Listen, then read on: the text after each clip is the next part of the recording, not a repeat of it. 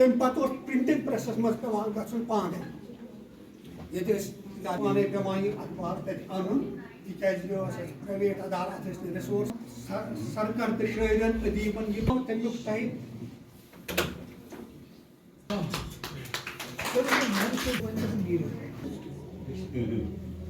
ज्यादा आफ्ताब श्रीनगर सोजान दोहन करान ऑर्गेनाइज रूम गए शीशस शाजिया वाहिद फहीम त्रेम रिलीज सह सुकून दिल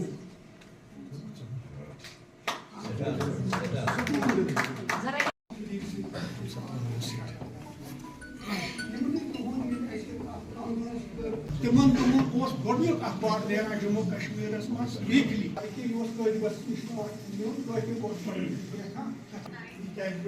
प्राइवेट अदालत बह हाव तमिक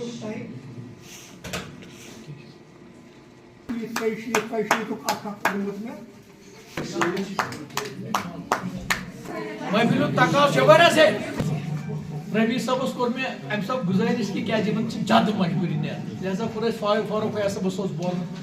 अमीन सब बोल वह करो सिर्फ मोदबान गुजारिश जन प्रोफेसर मुश्ताक सब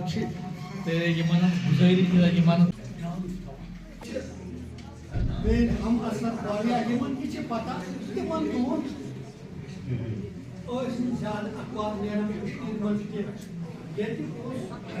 अहमियत ज्यादा अखबार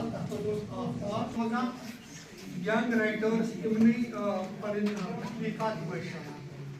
हालांकि श्रीनगर टाइम्स दोहन करान और इन दोहन रिसोर्सेज कम आसान कश्मीर कल्चरल ऑर्गेनाइजेशनस मज मेज में लीड यह टर्निंग पॉइंट ये मे ज्यादा तवज्जो दुत लेखन शुक्रगुजार साहित्य अकादमी हंदिस कश्मीर चैप्टर यमो जन मे दावत दित योतनास इन खतर अम ताबिश साहबन यमो कंट्रीब्यूशन साहित्य अकादमी का एक यहाँ एक जम्मू कश्मीर का अलग यूनिट होता है कश्मीरी एडवाइजरी बोर्ड। उन्होंने आज एक फंक्शन ऑर्गेनाइज किया था और मुझे दावत दी थी कि हम आपके साथ मुलाकात करेंगे और जिसमें आपकी जो किताब है ताज़ा तसनीफ है इसकी रस्म रहनुमाई भी करेंगे। तो इसमें आपने खुद देखा कि बहुत सारे अजीमुल मर्तबत अदीब थे, शायर थे, इंटेलेक्चुअल्स थे जो बड़े अहदों पर रहे हैं, वाइस चांसलर, डिप्टी कमिश्नर, आपने खुद देखे वो इसमें शामिल थे और इस बात से हमारी हौसला अफजाई भी हो गई। इनका पहला ये जो इसका मकसद था इस फंक्शन का कि वो मेरी लाइफ के बारे में जाने। दो जो सफ़र हैं मेरे, एक मेडिकल साइंसेज में, दूसरा अदबी सफ़र, दोनों के बारे में उन्होंने कहा था कि आप हमको बताइए दोनों सफ़र कैसे रहे हैं। तो मैंने उनको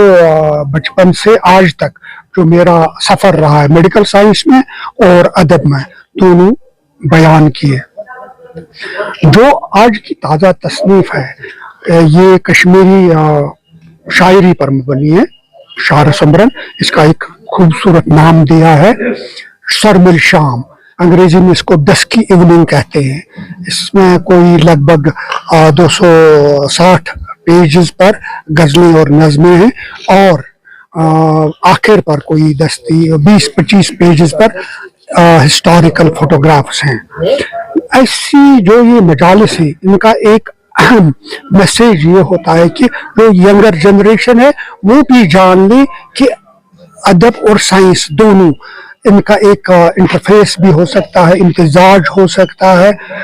कश्मीरी में उसको मिलमिश कहते हैं, वो भी हो सकता है कि एक डॉक्टर, एक मुआलिज अदीब भी हो सकता है और एक अदीब डॉक्टर भी हो सकता है। तो आज बचपन से आज तक जो हमारा अदबी सफ़र रहा है वो रेडियो कश्मीर रहा हो, टीवी रहा हो,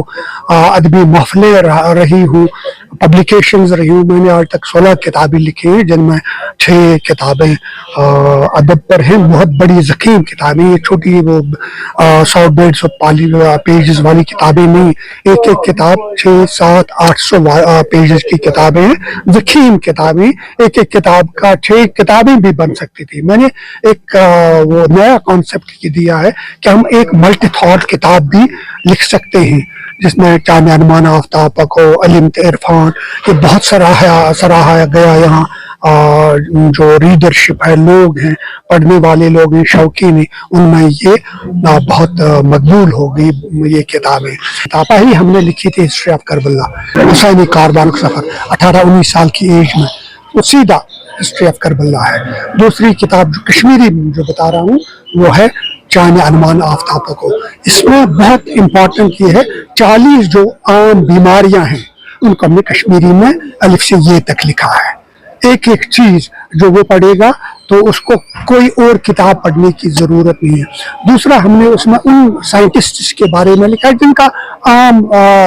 किताबों में वो नहीं है जिक्र,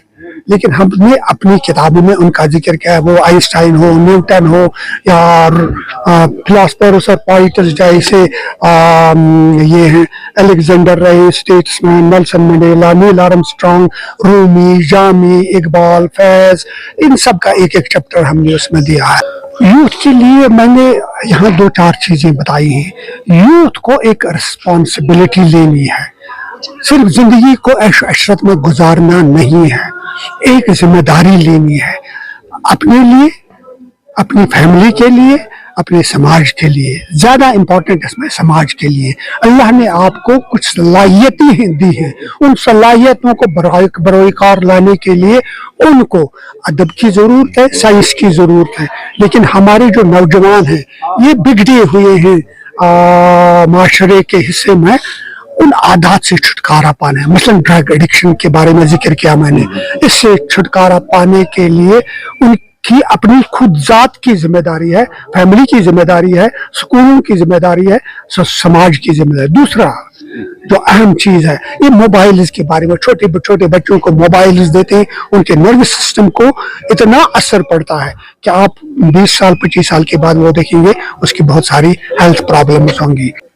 तीसरी बात इसकी जिसकी तरफ हमारी नौजवानों को तवज्जो देनी, वो है पेरेंट्स। पेरेंट्स की इज्जत करनी है, उनके हुक्म की तामील करनी है। ये हमें कुरान ने भी सिखाया है, अपने पैगंबर ने भी सिखाया, और आम जो बाकी रिलीजन्स भी सब पेरेंट्स की खिदमत करने की, ताबादारी करने की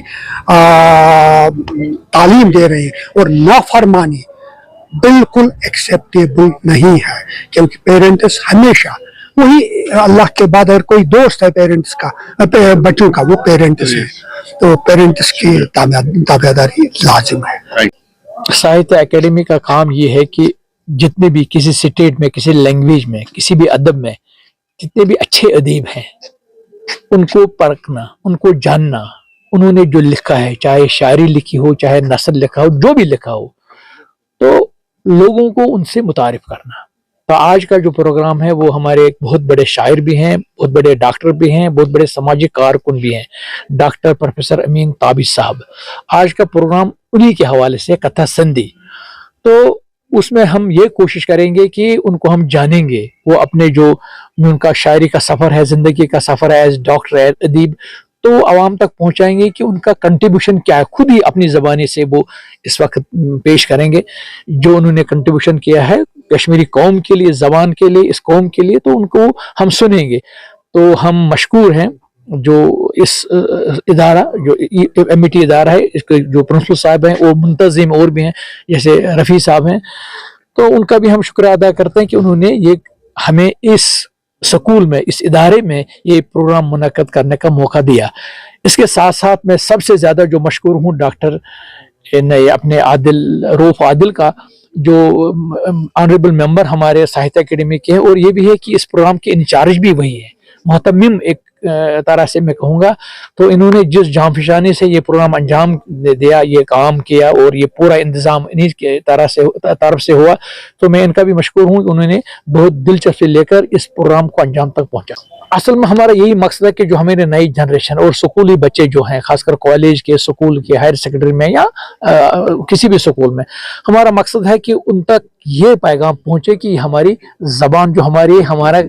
हमारे कल्चर आइडेंटिटी ये है, हमारी शनाख्त ये है, और इसी ज़बान में जो भी हमने लिखा है, जो हमारा मेरे ख्याल से 3-4 हज़ार 5 हज़ार साल का जो हमारा असास है, चाहे कल्चर हेरिटेज हो, चाहे सकाफती मीरास हो, तो वो हमें सिर्फ शायरी के एतबार से हम या नसर के एतबार से हम तक पहुँचाए। जैसे लल है, जैसे शेखुल आलम का है, अगर हम उनका कलाम पढ़ते हैं, बाकी सूफी शुरा है, तो उनका कलाम पढ़ते हमें ये एहसास होता है कि हमारी जो कौम है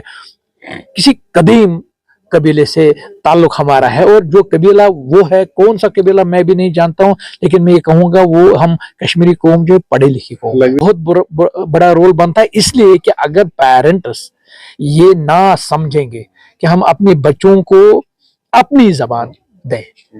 अगर वो ना करें तो वो अपने बच्चों के साथ बहुत नाइंसाफी कर रहे हैं। क्योंकि मैंने भी सरकारी स्कूल में पढ़ा है, मैंने तो उसमें उस वक्त उर्दू या अंग्रेजी नहीं बोला था, लिहाजा कि आज की जो जनरेशन को चाहिए, खासकर माँ बाप को, वालिदैन को, वो अपने बच्चों को कश्मीरी जबान दे, बाकी दे, उर्दू अंग्रेजी पढ़ाए, क्या उनको तो वो ज़रूरी है, वो इल्मी ज़बानें हैं, वो तो मैं नहीं कहूँगा वो नहीं पढ़नी है, वो तो ज़रूरी पढ़नी है, लेकिन साथ साथ उनको पता चलना है कि हमारी लल जो हमें लल देता है वो कौन है।